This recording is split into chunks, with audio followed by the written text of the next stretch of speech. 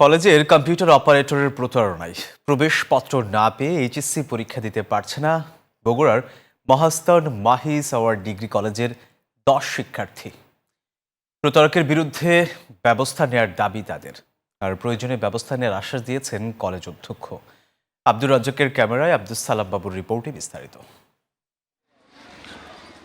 অন্যান্য শিক্ষার্থীদের সাথে এবারের এইচএসসি পরীক্ষায় অংশ নেয়ার কথা ছিল আরও 10 শিক্ষার্থীর। তবে কলেজের খণ্ডকালীন এক কর্মচারীর প্রতারণায় শিক্ষাজীবন থেকে 1 বছর হারিয়ে যাওয়ার উপক্রম।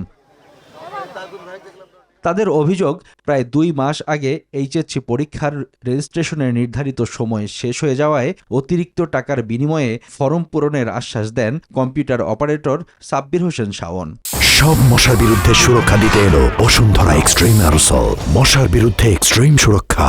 যখন রেজিস্ট্রেশনের সময় আসে তখন ওই আমাকে বলছিল যে টাকা আমাকে দাও, আমি স্যারের কাছে পৌঁছে দিব। স্যার এখন ব্যস্ত আছে, এখন টাকা নিতে পারবে না সবার থেকে।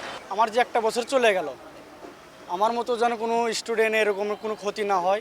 24 জুন অন্য শিক্ষার্থীরা প্রবেশপত্র ও রেজিস্ট্রেশন কার্ড পেলেও গড়িমসি করতে থাকেন অভিযুক্ত শাওন। গা ঢাকা দিয়েছেন তিনি। এদের যে 1টি বছর ক্ষতি হয়ে গেল এবং অপরিণীয় ক্ষতি হয়ে গেল, তারা এই বিষয়টা সারা জীবন তাদেরকে কাঁদাবে, তাদের হৃদয়ে এই কষ্টটা থেকে যাবে। আসলে দায়িত্ব কলেজ কর্তৃপক্ষ কি জানেন, হেড প্রিন্সিপালের সাথে কথা বলে গেছি, যে আমরা কোনো দায়িত্ব নিতে পারবো, যাকে টাকা দিছে সেই বুঝবে। এ ঘটনায় প্রয়োজনীয় ব্যবস্থা নেওয়ার আশ্বাস কলেজ অধ্যক্ষের। এরকম কাজ হবে এটা আমরা কল্পনাও করতে পারিনি। তবে এর আগে তো আর জানা যায়নি যে এই ছেলেটা এইরকম কাজ করে।